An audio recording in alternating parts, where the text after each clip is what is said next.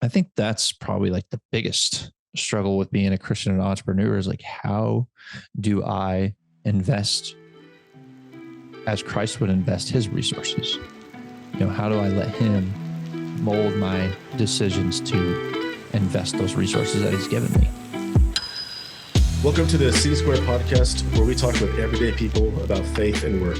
My name is John, and my guest for this episode is Nolan. He is an entrepreneur, and he is from Texas. How's it going, man? It's going really good, John. How are you doing this afternoon?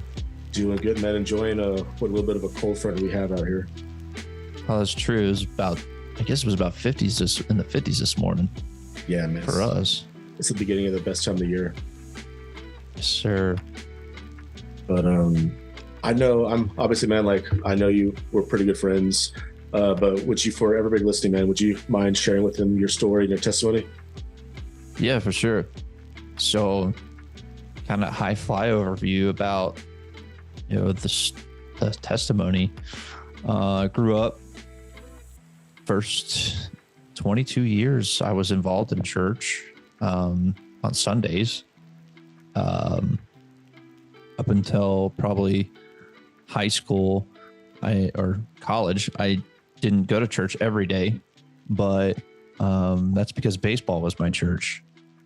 And then I know I went on some Wednesdays in middle school, things like that. So I guess you could say I was a Christian, or at least I said I was a Christian type thing. And then in college, I got plugged into a local group that met weekly, like Tuesday nights. I think it was Crossroads. I can't remember what that thing was called. I went to college at Frank Phillips Junior College, played baseball there.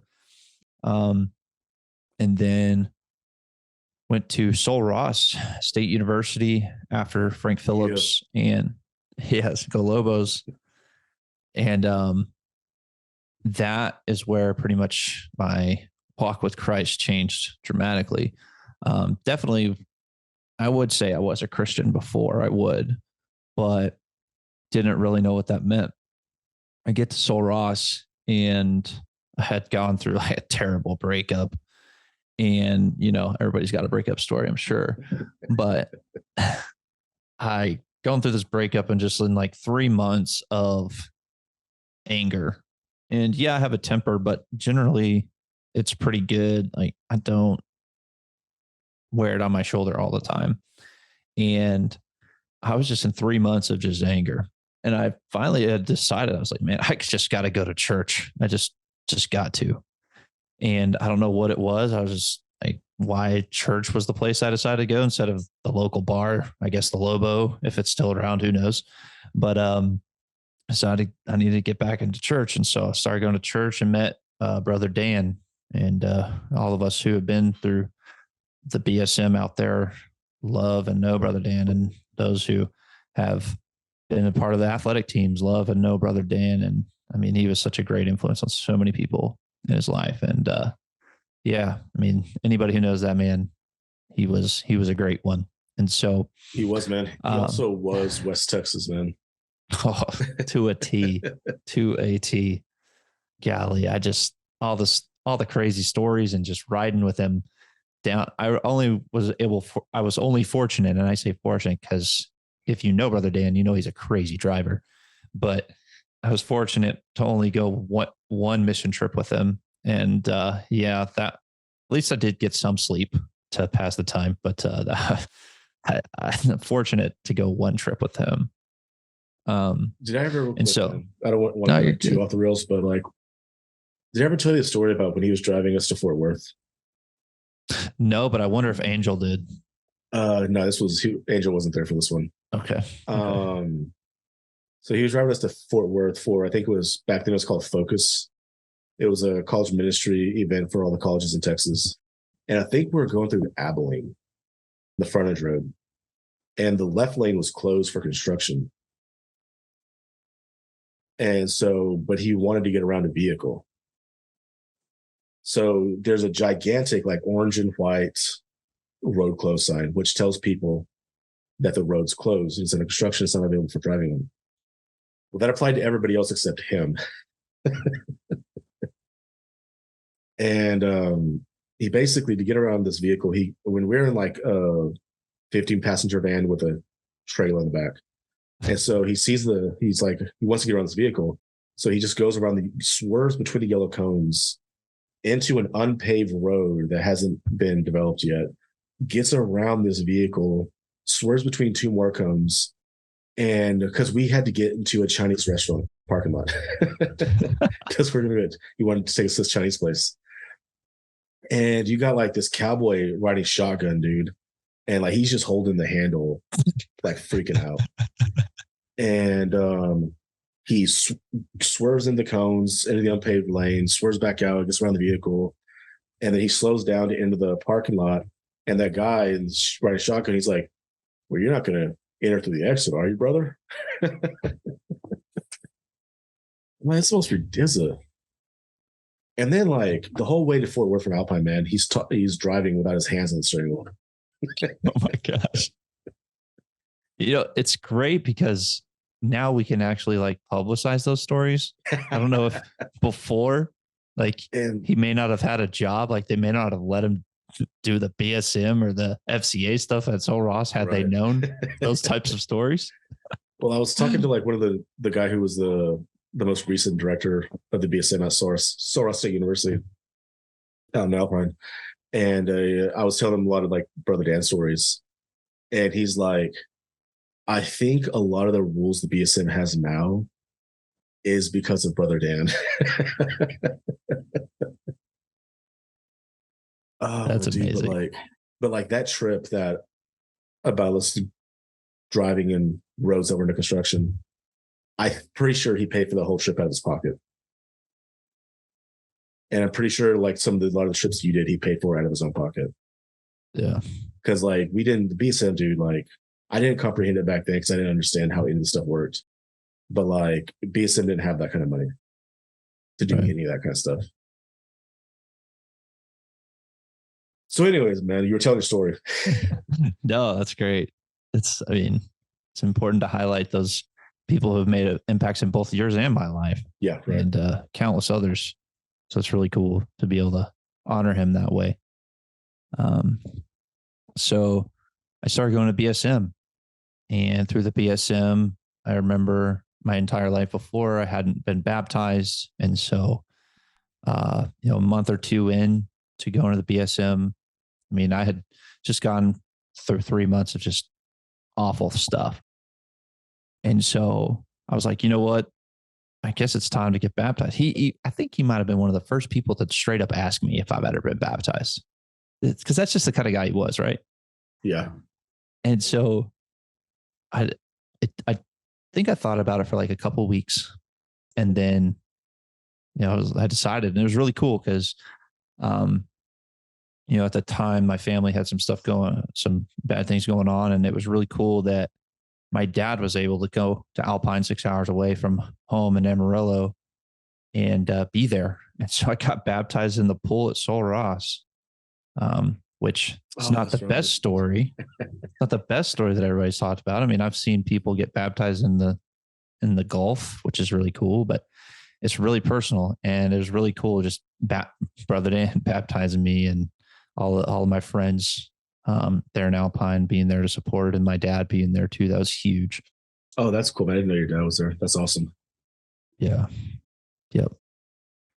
So yeah, still was going to the BSM, and still trying to figure out the God thing. And of course, I was a science student or a science major, so it was a lot of wrestling going back and forth of like, do I believe this? Do I not believe this? Like, well, if I believe in, older Earth than what is it now, 6,000 years or something like that, then can I even be a Christian type thing? And I was wrestling with it because I definitely grew up back home thinking like, oh, if you believe in this, then you're not a Christian if you think that the Earth is older than 6,000 years. And I was never really raised to question the gospel or question, Jesus or any of those things.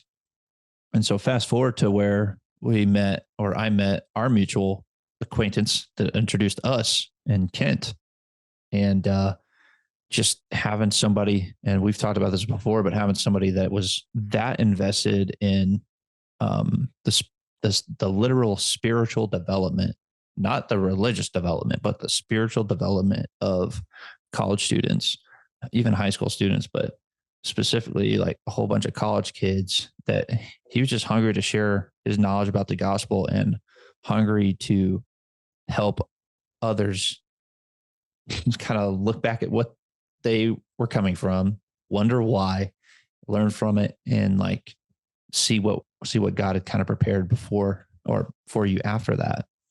And so going through a lot of like, foundational, like, oh, what, am I open-handed and closed-handed about some issues now that I never was? So that was college, and it was really great having a mentor and somebody pouring into your life and on a continual basis and challenging you and why you're doing things in a good way. It's not like, oh my gosh, why are you doing that? It's like, oh, let's analyze this. Let's dig into the heart issue and the heart behind this. So from Sul Ross, played college baseball for 2 years there. And then I thought I wanted to be a college baseball coach. So after that, I worked all summer after my senior year, graduated all summer, coached at TCU for like 4 weeks, coached at Ole Miss for 2 weeks, was just trying to make a connection to get a job at the Division I level. And at TCU, I met Coach Whitting, the University of Houston baseball coach. And he was actually from the Panhandle. So met him, introduced myself, and we connected that we were from the Panhandle. And lo and behold, a couple weeks later, got offered a job there as an equipment manager. And so for a year in Houston, I was equipment manager out there. That year in Houston was really foundational for work, because I realized that Division I level was just a different beast. But number two, for spiritual development, like it was moving on from Alpine. So from where I had grown this new, religious experience or this new religious foundation, and moved on to Houston, where they had it was a great church. It's a great small community church that did some really cool things. I mean, we had meals after every Sunday service. We had Sunday evening service, and then we had a meal afterwards. And it's just so cool, the symbolism of just like sitting down together and eating together. Like that's something that we always did on Monday nights. And to me, just the awesome opportunity that eating is. And we see that in scripture. Like we see what Jesus does. He eats with people. He invites them to the table. And it's really cool. And so church at UH was a great, spot to transition into after Alpine. And then my girlfriend at the time, wife now, got a job in Temple. And so had to decide if I was going to still try and pursue the Division I thing, because I figured if I left Division I at Houston, I probably wasn't going to get back. Ended up coming out here to Temple and coached a junior college team, assistant coach of the junior college team. And what that means is generally is they don't pay you. They give you a free apartment. So that's what I had. It's a free apartment for 2.5 years, or not 2.5 years. It was a year and a half, because after that year and a half, went out to your place and we did our little, with Rob Casey. Rob Casey. That's right. Rob Casey. We did a little church plant thing, and, it was really interesting how all that broke down. And, at that point it was like, I got to get back to Temple, because we were in Temple and I wasn't really plugged in and invested in the church. I mean, we were going every Sunday that we were in town, but it just wasn't invested. And so from that, a lot of things changed, and inevitably decided that I'm going to stay in Temple. I'm going to plant roots, and I'm digging in. And so we were attending the Vista before then. And then after then, it was just like, I'm plugging into the Vista. And so for the last 4 years now, been heavily invested in the Vista Community Church. And of course, like I'm now under the interpretation of scripture of like, I really don't want to agree with everything that my church does, every single thing that my church does or that my pastor says, because if I'm in agreement with them or the church, like who am I making my God at that moment? And so there's some like hard stuff and new different, ideas and theologies that come. just new perspectives is really what it was on the gospel. And it was challenging. And it's nice to be like, recognize the fact that the church, it's not there to serve me to be right all the time. Like, my job as a follower of Christ is to love his body, is to love his church. And in any capacity I can do that. And so, at that time I was trying to be a middle school teacher. And so I was like, hey, I'll go serve with the middle school students. So served with the middle school students, and then got a teaching job and taught for, was it 3.5 years? Oh, dang. Was it that long? Yeah. 3.5 years, man. And I was actually in public school for 4 years, because that first semester, which was the spring semester of 2018 or 19, I can't remember. But anyways, so worked with the emotionally disturbed kids. It was great, but still trying to become a teacher. And so after that, like I said, we were involved, or started to be heavily involved in the church, started teaching. And then while I was teaching, I was always trying to like do something on the side. I decided I'm going to mow out of my car. So I put a mower in the back of my car and would drive around and mow some people's lawns. And, this gets into now, like, where's the business stuff come from? Well, driving through Dallas one Christmas and just seeing the Galleria Mall lit up beautifully red, how they do every Christmas. I was like, that's it. I can do Christmas lights. I can install people's Christmas lights. And I think my wife laughed, because she was like, yeah, it's great. She did not know the hole that she was digging herself in by just not shutting that down real quick, because she'd have shut it down then. I might not have done it, but man, so I taught for 3 years, ended up back in January, getting out of teaching and starting to do working for myself, full-time entrepreneurship, in January. And so now, why have I wanted to be a teacher? Why have I wanted to be a coach? Why do I want to be an entrepreneur? Well, to me, those things are important, because as a leader, I want to be counterculture. I want to be different than the other leaders that we've all experienced, those hard-nosed, grit your teeth and bear it type people to work for. I wanted to be able to establish some community in the work that we do, a sense of direction, a sense of like giving back to the community and to each other, and not just like, hey, this is my way or the highway, but no, we can live life like sharing the gospel through our work, and sharing the gospel through, also through service. And so, like, if I was a coach of a baseball team, or leader of a classroom, or leader of a business, like those three things, I was able to, or am able to, like, establish a strong culture of like who we're going to be out in the community, who we're going to be, and establish a culture and be an example of what these things can do. And so, yeah, and now it's September at the time of recording this. It's about to be hardcore Christmas season, and just being able to light up people's houses, and when the lights turn on, it's just the joy that those people get whenever the lights come on. Now that is like a drug. I would tell you that moment whenever those lights come on, it's the closest thing I've ever come to doing drugs, but I can tell why that conversation comes up, because I'm like, oh my gosh, I want to install lights again. And I want somebody else to feel just as excited as you did, because that's awesome. So you touched on this a second ago. This isn't the first business that you have started. Like, what did you do up until this point that got you to where you are now?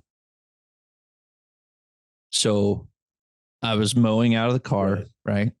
And at one point, I actually tried starting a podcast myself, and trying to do like media marketing, and using the podcast to distribute content and produce content and things like that. I had sadly, like with the podcast, I had one customer, like, and out of 10 interviews, one customer, I was happy about that. I did the work for him. I sent him the work, but I never billed him.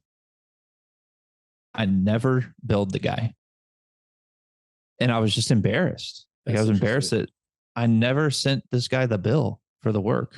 I don't know. I don't think he used it, and it's fine. But I did the work for this guy and I didn't even bill him because I don't know, maybe I wasn't happy with the work and or happy with like how it turned out. Like it was good work, but it just wasn't up to a standard that I had set for myself. And so that was the podcast thing. And then COVID happened. And so I was just like, well, I don't know what to do. I'm just going to sit here and collect my teacher's paycheck and show up for Zoom class and do whatever and stop doing the podcast. And then over that summer, I did like a summer kids camp. It was like my expectation versus reality at this point. I should have known. I should have known that that was going to be. You remember that, huh? Yeah. Now you remember. And like, as anyone can imagine, like I was trying to get just anybody out there. And so we had a gamut of athletic, and I didn't need it to be an athletic thing. I was happy to provide the space, but we had a gamut of kids out there. And so the challenge in that was just like, man, how can I create a program that is going to be engaging for all levels of skill, or not the top level of skill, but keeping those people who are sedentary or not as active, like just getting them active. And so that's what I did for like a month in the summer in July. I was like gung ho about it. And then it was teaching time, and I you turned did and okay with that though, right? yeah, we did. I think we did all right. Might have did like 2,500 for a month and a half, which for the first year, that's not first bad. summer doing it, that's not bad at all. Especially considering the time that you were doing it. Yeah, for sure. So yeah, that's pretty much everything that I feel like I've tried to do. And I mean, in the spring, whenever I quit teaching, I was originally planning on going with like gutter cleaning, window cleaning, pressure washing, and lights. But then as 2-3 months went in, it was like, man, I just got to focus on the lights. First off, I got to focus. Second off, figure out, okay, which one's creating the most margin? And that was definitely landscape lighting. And so the amount of work that I was putting into the others and not getting anywhere versus landscape lighting, I was like, all right, this is where I want to go. And so now I'm just trying to focus the business part on being the light, which actually, now that like this is a space that this podcast is a space that I can talk about that, because being the light is like what Jesus is. And so lighting is very important to me now, because it is like spiritual for me, because I am being the light for others. I'm providing light for people. And it's not just the business. The business does that this way, but I get to be the light for folks whenever we're talking, and be energetic and be positive, encouraging, and all those things. That's just who I want to be. Awesome, man. So you basically started your current business right now, which is a deep in the heart outdoor services, right? Yep. You started it like wanting to go broad, not just doing Christmas and landscape lighting, but you wanted to do like pressure washing, gutter cleaning, and that type of kind of stuff. And so like you learned, which I feel like everybody who's starting a business learns, that it's not always best to go broad. It's best to like specialize in the beginning in like one or two things and just kill it up those one or two things, instead of trying to do 5 or 7 or 10 things. Yeah. And so like, especially guys like me can't focus on too many different things either. And so would you mind expanding a little bit more on how you, as being like your small business, you want to put down roots in your city, in your context? And so would you mind expanding some more about why it's important for you to be like a healthy, I'll use the word healthy Christian leader, healthy Christian businessman, entrepreneur, that kind of thing? Yeah. So we'll start with roots and planting roots. I mean, in today's world, and I'm not the old curmudgeon that's like, oh my gosh, today's everything is worse than it used to be. No, that's not what I'm saying. That's another episode, man. We can do that some other time. Right. And I'm not going to be that guy. But in today's world, what I mean is it's virtual. You could have a job and work for Tesla in Texas, or Tesla might transfer you to Germany or whatever. But historically speaking, I mean, we were farmers in the Panhandle. We stick around the Panhandle. Or not as transient as we are now. And so planting roots, like I feel like it's good to get out of your home bubble. Maybe it's for a season, maybe it's for life, but I feel like it's good to get away from where you grew up, because you just get to experience so much more life, and you get to see that Christ isn't just what the people around you have said he is all the time. And you get to see other perspectives. But then planting roots means that wherever you are, before I got to the Vista, I was listening to a coaching podcast, and a coach at Louisville says this. He says, be where your feet are. So we get to the Vista, and the first sermon that I heard, the pastor said, be where your feet are. And I was like, all right, this is my church. But with that, be where your feet are means planting roots and be in that city, in that neighborhood, in that relationship. Be where your feet are and invest. And so what does that mean? If you don't have any money, you get to invest time. And if you're renting, you can invest your home. You can invite people over. If you're you have a skill set of cooking or playing music or whatever, you're investing, you're sharing your gift, your gifts that Christ has given you, to those around you.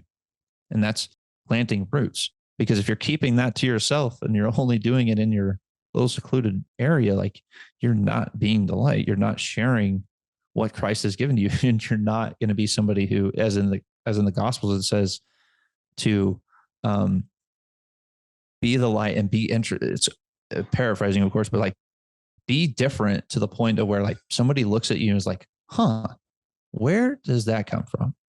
Like, why is this guy doing this thing? Not in the sense of like, this guy's an idiot. Why is he doing that? It's like, no, this guy is different. He's living a different life. I want to know more.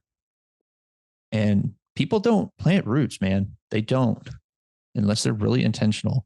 And of course, people might even be listening to this. They might have planted roots. And so I'm not saying everybody doesn't, but I'm just saying, unless you're intentional about it, you don't.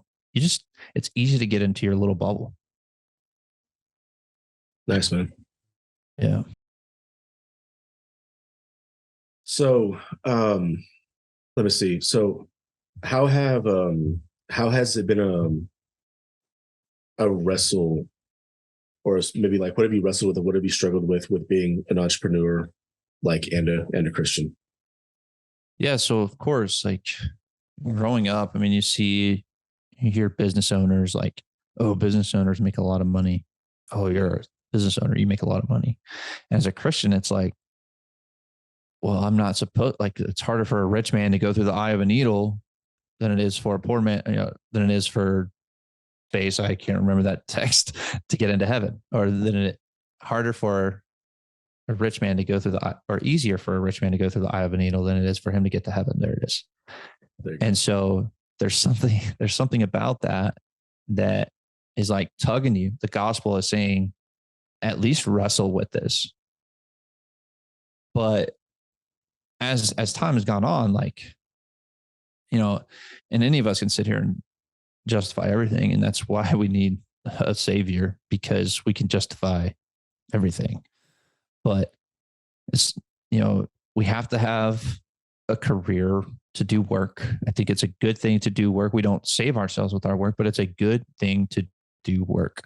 And the world that we live in requires resources, and you can earn resources by either working for somebody else or working for yourself. And it's how we end up using those resources, like time, money, traits that we're given, skill sets that we're given. And so wrestling with it, and still like we've never had like this incredible amount of money, but it's like, even then it's like, wow, I have to steward this appropriately. And so I think I wrestle with it like I wrestle with my time. If I had a lot of money, was like, okay, well, I'm wrestling with like where to divvy out the money. But right now it's like I got more time. So how am I investing my time into the business, investing it into the church, investing into my spouse, and friendships? And so I think that's probably like the biggest struggle with being a Christian and entrepreneur is like, how do I invest as Christ would invest his resources? How do I let him mold my decisions to invest those resources that he's given me? Nice one. Yeah, it's not easy. Not easy. So I know for me, because like we've both have started our own businesses, and I like to think that we're both doing okay. We're not where we want to be, but we're heading in the right direction, which I feel like is our entire lives. Um, and so I don't think that I have been too heavily influenced by the prosperity gospel or the word of faith theology. But when after I started my business, I realized that I was more influenced by the poverty gospel than I actually had realized that I was. And I think I was influenced by that, not in the sense that I taught that, but I had, in a sense, kind of almost subconsciously put myself in that. Because, like, if I had a friend who was doing well, I wasn't angry about them. I didn't think they needed to repent for doing well. I was like, dude, good job, man. Like, you're out there killing it. But like, I didn't realize it, but I would basically put myself in some kind of bondage where I was like that, but that can't be for me though. And so I was feeling bad and guilty for charging people X number of dollars or for wanting to charge people X number of dollars. I felt uncomfortable when I started to see myself making more money. Cause I'm like, that can't be right. When I was basically struggling with making money and with charging people more, right? And so like as my skills were developing, as because I'm designing websites, uh, doing branding packages, logo design, and we're moving into like doing social media management, podcast production, and these different kind of things. Like we're growing into those spaces, and as we're growing, our skills are developing, our portfolio is growing, we're getting more exposure, and so with that, we're charging more. We're charging more because we needed to, and because we believe that we can. And people, we're not basically trying to pull teeth with people on this stuff. And we're saying we can do it for X number of dollars. The onboarding clients like, okay, yeah, we can do that. But even within that, it's like, oh man, I can't make a whole lot of money. I can't make that much money. I can't be charging people that kind of stuff. And so like I'm noticing that like I am putting myself in this kind of bondage. I'm putting parameters on myself that I would never put on somebody else. I wouldn't put it on you. I wouldn't put it on somebody else. Like nobody has ever gotten mad at a person for accepting a raise from their employer. But there's this idea that is either taught, depending on what circles you run in, what tribes, you're either taught you can't do this because no good reason, or you're subconsciously taught that the people that do these things, you don't want to be like them. Right. Right. And so it's like, did you ever catch yourself falling into that? Because I caught myself falling into it. And it was from me. It's from me. I did it to myself. So like, what about you? Yeah, man. So exactly along with that, as far as like services and stuff. So we're charging like minimum of $1,250, like $1,250 for hanging people's Christmas lights. And I know that if I was had no knowledge of this industry, I probably would be like, what the heck am I getting for these lights? But at the same time, it's like recognizing the value in what we provide. We're selling these people a story. And so, but still wrestling with like I look at it kind of like, man, I sell with my pocketbook instead of somebody else's pocketbook. And what that means is I sell with the way I value something, or I'm seeing it as the value. Like 1250 is a lot of my money, but I'm not allowing like for the hard work that they've done to get into the position that they are to supersede my limiting thoughts on oh my gosh, I can't charge this much money. I have to make do with really, and not even ethically, less than what somebody else in business is doing that's doing much more business than me. I limit the belief and say, no, I can't charge that much. There's no way I can charge that much, because those people are going to laugh at me. Like, they're going to think that I'm crazy. They're going to think, well, why? I had this conversation the other day with one of my customers. He said, well, I'm a dentist. Like, what? These guys are making crazy amount per hour. And I just didn't know what, I wouldn't really have anything to say to that. But as I thought about it later, I sit there and I think, I'd use this analogy. Like, if you're going to the mountains during the summer or the winter, like, you're going to get charged more, because in the summer it's cooler. So all these places, like, go there to cool off. In the winter, you're gonna get charged more because you're going skiing. Like, based off of that, like a dentist, there's dentists always available at every time. Based on this guy's argument. But Christmas is a seasonal thing. There is urgency in getting the service needed.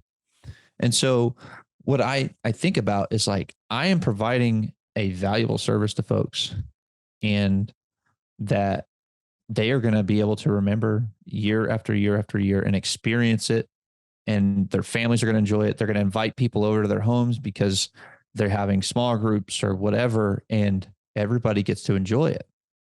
And still, since July, I've finally been able to pay myself. I think the biggest, there's some out there that struggle with, God, am I taking too much money? My biggest struggle has been, I want to take care of all the other bills, but not myself. Yeah. I'm going to take care of, somebody's working for me. I'm going to pay this service to get this thing done. But I never, until July, took care of myself and my family. I was like, oh, it'll come. The money will come. It'll be there. But at the end of every month, it wasn't there. And so guess what? I just it's fine. I'm growing a business.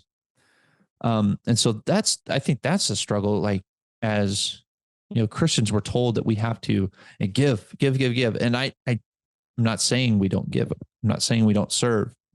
But at the same time, we use the cup analogy a lot in the past. And, like, if you're continuing to pour out of this cup and there's nothing poured into it, then it's going to be empty. And you're not going to be pouring anything into anybody else when it's empty. And so it's reminding yourself and remembering that you have to survive, like, to be able to spread the good news, even like minuscule, like, you have to have something pouring into you. And that's financially, that's spiritually, that's relationally, all of those life pieces. And so it's like it's a switch, but again, it's a struggle because, man, customers are telling me you're too expensive. It's like, man, I know there's value here. I'm not doing a good job at relaying that value on that. But also that could go into, oh, why am I not relaying the value? Do I feel guilty about, like, trying to make an income, trying to make a living? I'm making a living off this. I'm not doing a side job. I'm making a living for my family. You go to work at a dentist office to make a living for your family. I hang Christmas lights to make a living for my family, but it's not just Christmas lights, so.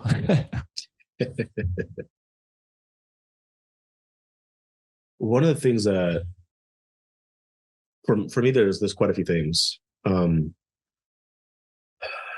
pastor once said that, and I wish I could remember exactly who it was.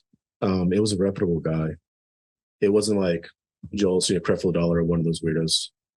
But their deal was that Christians should strive to make as much money as they can so that they can do as much good as they can with what they bring in.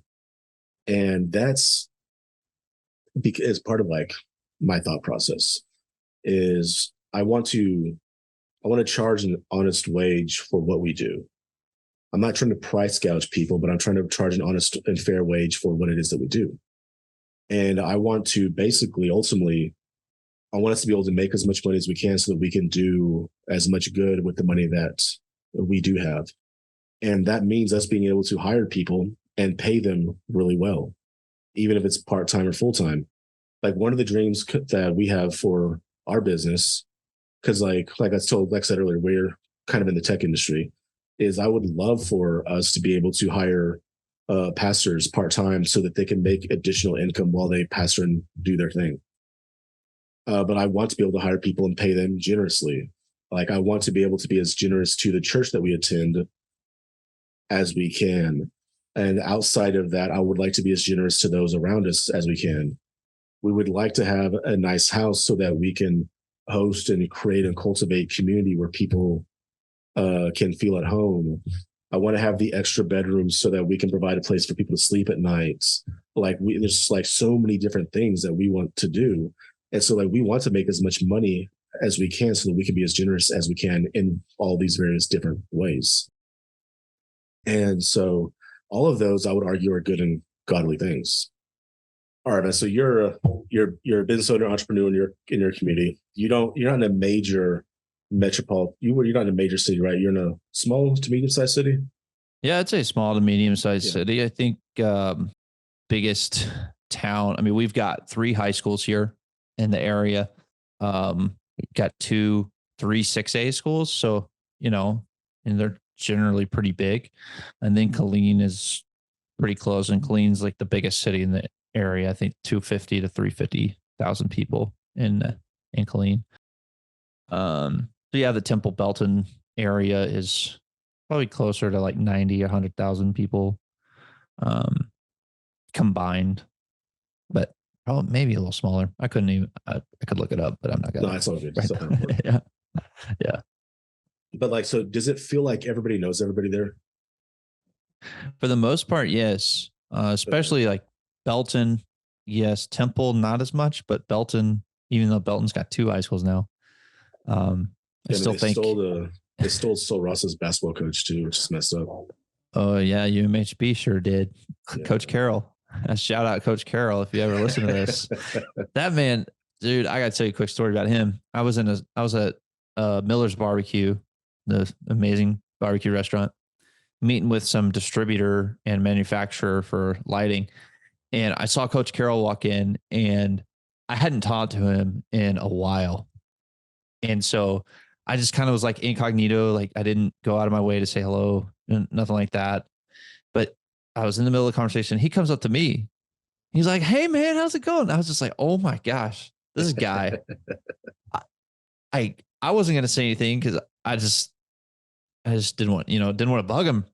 But man, that was so cool. It just, again, the people they meet in Alpine, amazing people. And so I just had to share that. Like Coach Carroll, that was awesome that he took the time to do that. So that's good for the people who are coaching or, UMHB fans. Like that's the kind of people that they have on that campus running their basketball program. He's the kind of guy that he's not going to big league anybody.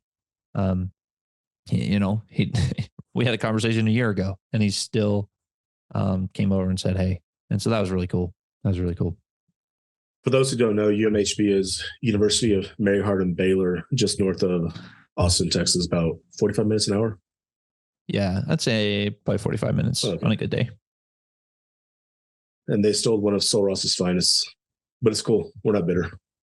I would say, I don't think it's a stretch to say he's the best basketball coach. He might be the best sports coach that Sol Ross may have ever had. Most successful anyways. He was a phenomenal coach, man. When I started, Coach Davalos was a great basketball coach as well. And he had led Sol Ross into the Sweet 16. And he got snatched up by Texas State. And so I'm not saying Davalos is better than Carroll. I would probably say they're right next to each other though. Pretty equal. Okay. Yeah. But so anyways, man, so like you're in a smaller city. Feels like everybody knows everybody, man.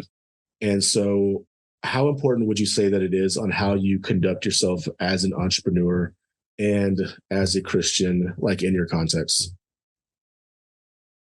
So in that context, or in any context, as a business owner, entrepreneur slash Christian, or a Christian person that is trying to be a business owner, entrepreneur, it's super important that we conduct ourselves like in a God honoring way, of course, For of sure. course. But the funny thing is like I want to do it in a like an incognito way. Like deep in the heart, this is the first business that I've even got anywhere close to having any kind of like Christian reference or symbolism in my name or in, any outward thing that we do, as far as advertising goes, like because heart, soul, spirit, those things. Um, but I would much rather, and I think it's super important that we Christians can operate in this space. It's my personal opinion for sure. But if I have to put a Bible scripture on my name or on my business or on my trucks, then I don't know if I mean, we talked about this earlier, so I'm probably judging people who do that stuff. And we could talk, but I don't know if that's how God and Christ want us to represent him. I don't know if he wants us going around waving the Christian flag everywhere we go. Now, I Like want to it make it better. clear that this is a judge-free zone, so you are free to judge in this zone. Yeah, I judge away, judge away. Like we can talk. Email me, Nolan at deepintheheart.services, and we can talk. But I think that it's super important that we, again, something I said earlier is like, make people look at our business and think, wow, that is different. Why I want to do business with that guy because they're doing things that, I mean, they're in the community, they're, lifting up others around them. The interactions are, I mean, they're life giving interactions, and I want more of that. And then it leads to relationship. It leads to like, oh, tell me more about why you guys do what you do. And that's the kind of thing that I think a lot of Christian businesses kind of miss. They're just like, all right, let's throw it on the truck. Let's let them know so we can get all these Christian companies or Christian folks saying, oh, what is a Christian flooring company? What is a Christian lawn mowing company? I don't know if our generation, John, really does that, but I know that historically I that's don't. that's been a Yeah, big thing. I don't think so, man. Because I don't think so. I think a lot of like what would be deemed, because I hate talking like this, but I think a lot of like what would be considered like Christian culture is still judged based off of what it looked like 20 years ago, as opposed to what it looks like now. Mhm. And so like I don't think there's a lot of the whole like, well, I am a Christian plumber. I think I like because I think I called you like a Christian entrepreneur earlier, but I didn't mean it as that way. It's just sometimes easier to talk that way sometimes. But I do want to clear one thing up because I asked that last question kind of weird, and I want to clear up what I meant by it because I kind of like set that question up like, well, since people are watching you, like how important is it for you on how you conduct your business? Because I set it up that way by accident because I was like, well, you live in a small town where everybody knows everybody. How important is it for how you conduct your business? And I kind of made it sound like, well, you got to behave because people are watching, which isn't what I meant. Um, and so like for the past year, I've lived in one of the biggest cities in the country, right? Like I'm in San Antonio, and it kind of flies under the radar as a major city, but it's like one of the seventh largest city in the country. Before that, I was in Alpine, very rural, isolated town of about 5,000 people. If you want to go to Walmart, the airport, Chick-fil-A, you had to drive 3 or 4 hours. Um, I liked living in a small context because everybody did know everybody. And I enjoyed it because that meant like I got to meet people easily. I got to like shake hands easily. I got to build relationships easy. That was great for being a pastor and a church planner. I got to pray for people. And as somebody who was doing back then, it was a side gig. It was easy for me to meet people, build up a side gig, and that kind of thing. And like it was, I liked that. And so like it wasn't because I was like, well, I got to behave because people are watching. Not most of the time. If we're being honest, not most of the time. But like I liked how easy it was to meet people. And like that's kind of like what I meant by that question. It was like that's what I meant by that question. And so like I want to make sure you understood me. I want to make sure like anybody who is watching or listening to this kind of like understood that question better than how I might have worded it. Yeah. So, I mean, it's really cool to be able to go to the store and be like on the lookout for, all right, who do I know today? It's not like I'm going to know 6 out of 10 people at the store, maybe in Alpine, but I definitely have a hard time going anywhere without knowing at least one person, which is really cool. And it's a great opportunity as a small town, just community and relationships that you can build with people. Because again, the community is important. I mean, it's definitely overused now, and got to do church Yeah. together, got to be life together, all the things that, 10 years ago, or 10 years ago, or whenever I saw Ross, it was like, those are like, nobody's talking about this stuff. And now everybody's talking about it. So Yeah, everybody wants to come alongside you and that's all right. that kind of like stuff that's become weird. Yeah. Now it's weird. Now it's like, okay, what else can we say this is? We're doing life together. I mean, it's a thing now, right? So, but it's really cool to have a small town community. And I think that those things can happen even in San Antonio, right? Because even in San Antonio, you've got small pockets of people in those areas that can connect and help each other and serve each other and grow with one another. Yeah, man, I'm trying to figure that out. I'm personally trying to figure that out. It seems like it takes more time in a larger city, a very large city, than it does in a smaller place. Because I mean, when I was in rural West Texas, I'll go to the coffee shop. There's 2 coffee shops. One of them was set up very comfortable to sit down and chill. The other one not so much. So I went to the one coffee shop where you can do that. Well, now that I'm in a major city, there's 97 coffee shops within 5 minutes of my house. Where am I going to go? And so, from a business perspective, going to the cigar lounge has been fantastic. I've enjoyed that. I can go there, take 1 or 2 cigars with me, take my laptop, sit down, and then next thing you know, you've been talking to somebody for like 2 hours about all sorts of stuff.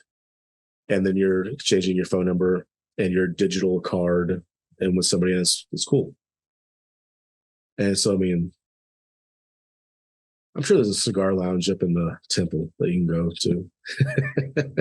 Yeah. In another life, I probably would be able to do a little cigar lounge or pipes a little more often or frequently than I do now. But or yeah, that's a treat now every once in a while. And it's funny you say that because like I don't like coffee either, but I find myself the last time that I went to the coffee shop to do a meeting or Zoom, get away from the house since the wife was asleep, I saw a guy from church and we chopped it up, man. And this conversation, reminds me like I can do that now. I don't have to work at home. Yeah. I can go and be in the community and be a consistent face in that community, and which is an opportunity in and of itself, So that's really cool. Glad to thanks for that perspective. But I know for me, man, because as a follower of Christ, we depending on like what subculture you come from, there's a heavy emphasis on verbally communicating your faith and the gospel. And then if you go to like another subculture, for some reason you may be told that's not important. What's important is your actions and your works and how you live. And so I would argue, I think you probably would too, both of those things are very important. There should be a heavy emphasis on both of those things. And so, I mean, the gospel spreads throughout the New Testament and Acts. They go and they preach, they share the gospel. That stuff is all very important. And so, like when you look at the epistles, there's an emphasis on like how you live as well. And so, like as guys we're Christians and we have some form of leadership within our local churches, and we're also guys who are starting and growing businesses, we want we want to do we want to do the best work because we are Christians. And we want, when people do business with Christians, we want there to be that high expectation for what we produce, because we are supposed to set the standard in all areas of our living. And that's our physical work through the actual hanging of the lights. When people drive by that house, that Christian guy from that church did the best work. Yeah. The Christian guy did the best websites. And not only did he do the best website, but he treated me with the utmost respect and dignity, provided the best customer service. And like, we wanted that high standard because we're supposed to set the standard in all areas of living. And so we want our work to be the best. And we also, in addition, we always, whenever we have the opportunity to speak and share the gospel, somebody want to be able to do that as well. But like, we'll talk about it from like what our business communicates. Our business communicates something different because of who we are and what we've been saved into. Right. For sure. And it definitely, I mean, that goes back to the very beginning. And like, where if you're not intentional about what you're doing, then I mean, you're just going to go the way of the direction of the people of the world that pull you. And so being a Christian entrepreneur or business, owner, like a Christian who does business, a Christian who does entrepreneurship, like letting that define like your personal interactions, your follow up, your processes of your service, and reminding others by the actions that you take. Not, we're not doing it for their credit or their credence. We're doing it because that's what Christ calls us to do. Christ demands of us, really, of like putting our very best foot forward. And then the next day, I mean, he's gifted us with another day. And so doing that again. And in that process of putting your best foot forward, the next day is going to be better than today because you had another opportunity to learn and grow from that day. And so it's not about it's not about being the best ever, because we can't be. I mean, if we want to talk about that, like Christ was, right? But it's about getting closer to that example that he set for us and living into that, I would say, heart of Christ, of service and, sacrifice, and providing that opportunity for others to come along with you. Like, it's funny. Rob Bell talks about in his story, like, come and jump on the trampoline of the gospel. It's like something that you're inviting people into. Like, come on and join me. Like, this isn't a one-man show. Like, my customers, you're a loyal customer. You're a loved customer. Like, enjoy being able to know that the money that you give me is going to the McLean Children's Hospital or the local church or local, organizations that are giving back to the community. So we're not just, again, you're not padding my pockets. You're giving back by choosing our company as well. And so it's, again, as a business entrepreneur, like, it's important to not only give back to your business, but to give back to the community in ways that, again, Christ has given us skills. So we got the skill to hang lights. We got the skill to manage a business to hang lights for people, but we also have other skills to grow in the community. So for the Christian who is looking at wanting to start a business, but is kind of scared for whatever reason, is fearful to take that first step, what would you say to encourage them? What would I say to encourage somebody in that position? I would say that it's the start that stops most people. It's the first step that's the scariest. And just because that first step was scary, and I say is the scariest, doesn't mean the other steps aren't going to be scary. They're not going to be, oh my gosh, take my breath away. But it's that first step. It's, again, the start that stops most people. And so if we're going to live a life of, oh, I'm about to do this, or, oh, when things get right, like, Jesus doesn't call us to wait till things get right. Like, he calls us to do the here and now. He calls us to be where our feet are and do what opportunities he has in front of us. And so, like, just start whatever it is. That doesn't say to just quit your job right now and just do your thing. No, that's not what that means at all. Um, it means to jump on those opportunities that you're given. And whenever he continues to give you more opportunity and more growth, then keep leaning into that. Keep leaning into what is before you. Um, so yeah, that's what I would say to somebody is don't be afraid to start because that first step's the hardest. But um, just keep leaning into whatever opportunity he gave you to start. Nice, man. What are you currently reading?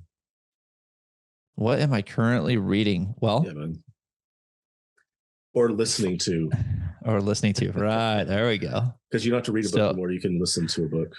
That's right. And shout out to, I don't even remember the guy's name right now, but operate under the belief of net time. So no extra time. That's what that means. So a lot of times I listen to music now to work out, or if I'm trying to get in like a focused state, I'll listen to one song like on repeat to just keep it locked in. But if I'm driving down the highway, going to a call or whatever, I try and throw a book on or educational YouTube video, just always be learning type thing. And so what I'm listening to right now, and we kind of talked about it before, but it's called Profit First. And that in this context of being a Christian that's an entrepreneur, the idea, oh, profit first, like I should be worried about me first. I should worry about my business first. Like that's a challenge, right? Because, oh, well, you're worried about the bottom line first. No, like if I can't be taken care of, I cannot take care of others. Like back to that cup analogy, like if you're pouring out an empty cup, you're not pouring out anything.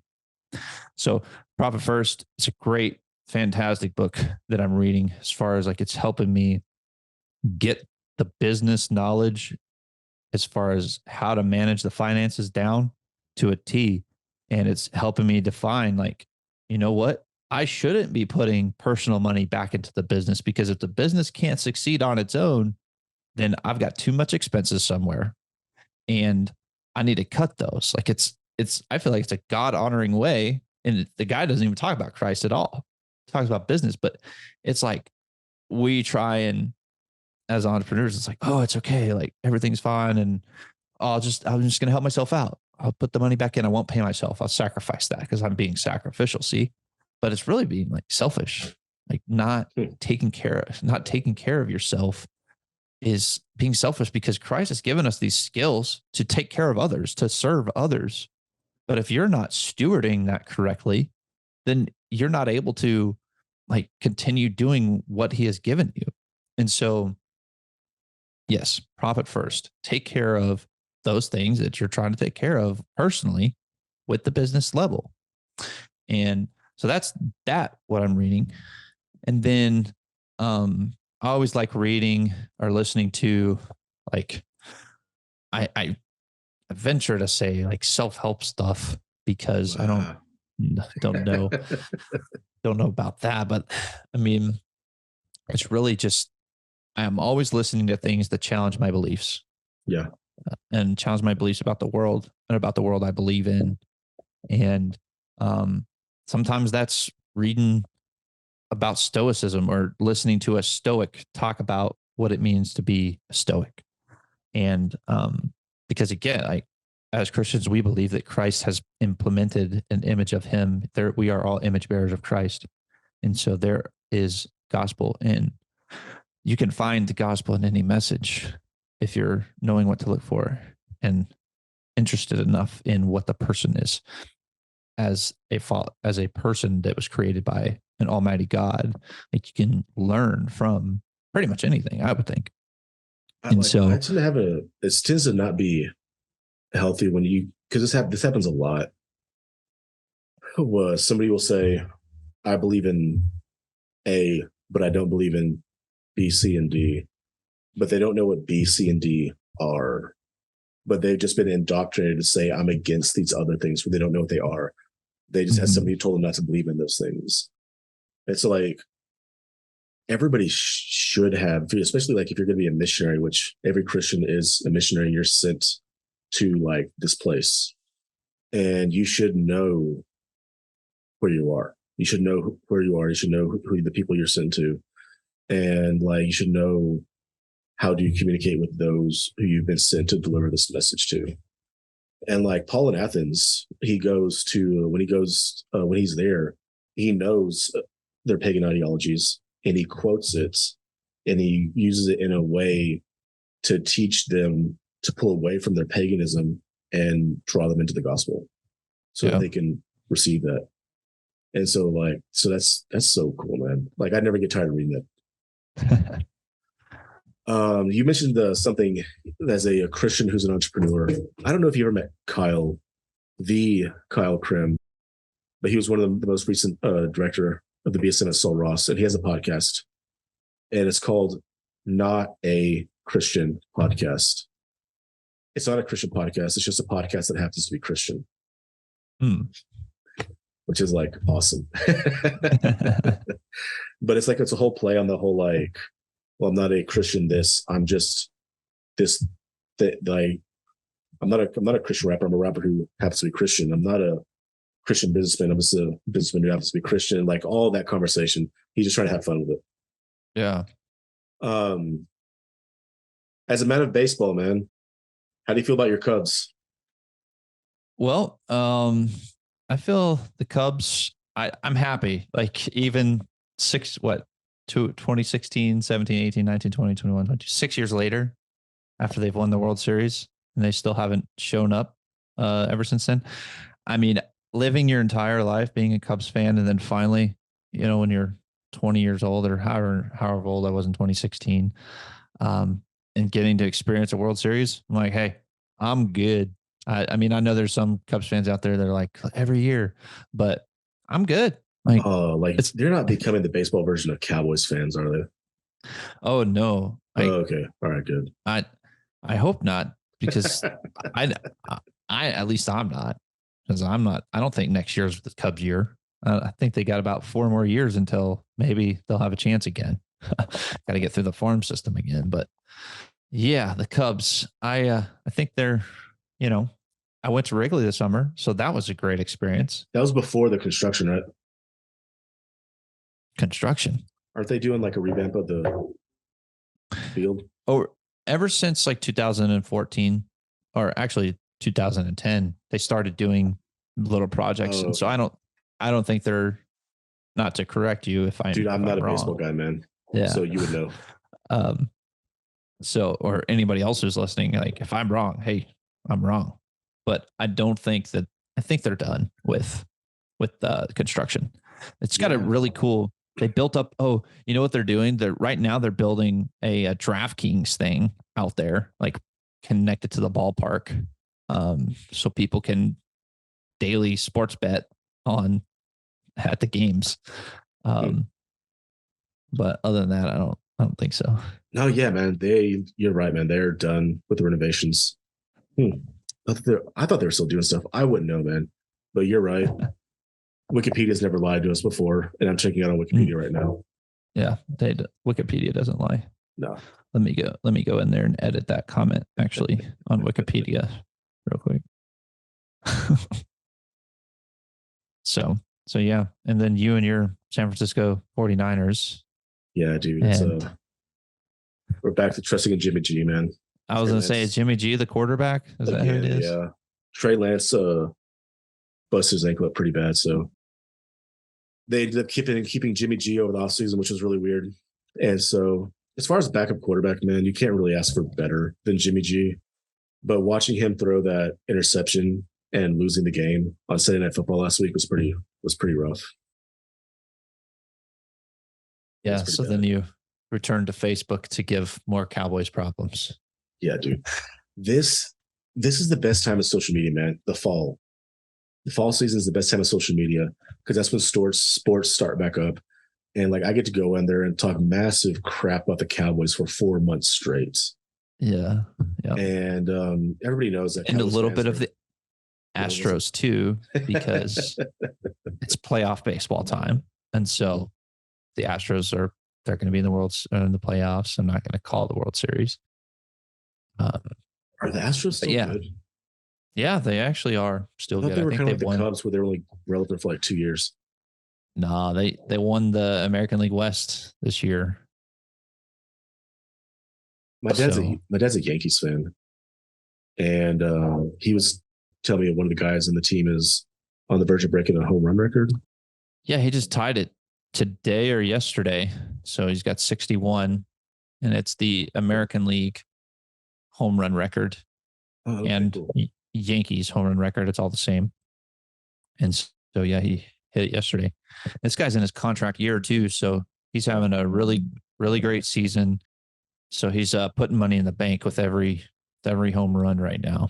If you're gonna have a contract, if you're gonna like break a home run record in your contract year, there's no better team to do that with than the New York Yankees. Yep, that's right.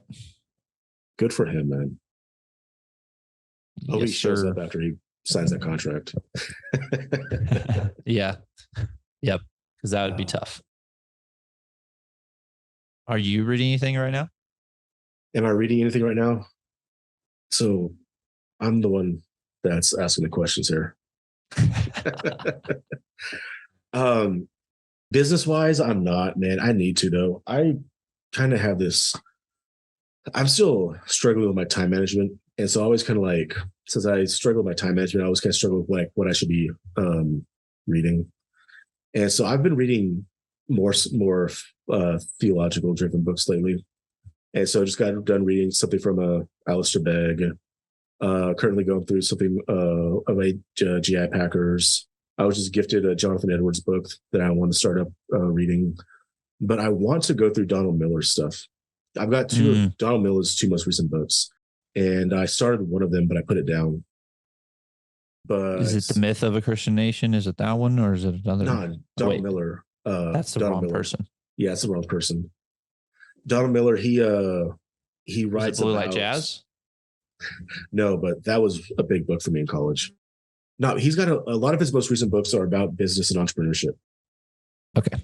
And his stuff is pretty solid. And so I started one of those a few months back and put it down. I need to pick it back up again. And I need to get back into finishing his stuff because his stuff is really helpful. Awesome. But yeah, man. I think you did you send me a Donald Miller book? That was Dan Miller. Dan. I kind of was joining. I had a couple of guys recommend his. He has I would call it like a social network. Nobody else would call it that, but I will.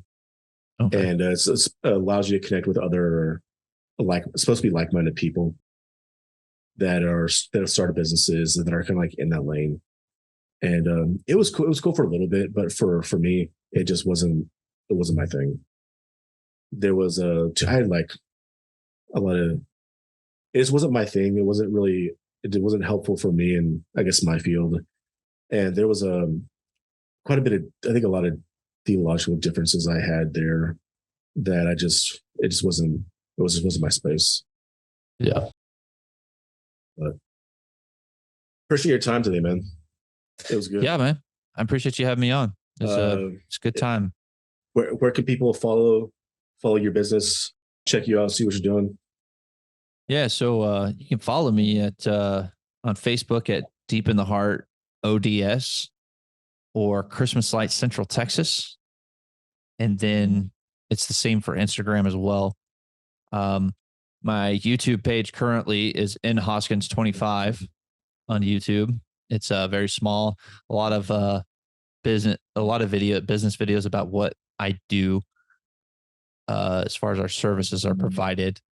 And then you could follow or email, you could contact me through email at Nolan at deepintheheart.services. And yeah, that's pretty much how you can follow and contact me. Awesome, man. And we'll drop all the links below for all that good stuff. For everybody else, thanks for joining us. If you enjoyed the conversation, don't forget to like the video, subscribe, click the bell. Y'all already know. And if you have any questions, want to continue the conversation, please leave a comment below. Until next time, may the Lord bless you and keep you. May the Lord make his face shine upon you and be gracious to you. And may the Lord lift up his countenance upon you and give you peace. Talk to y'all later.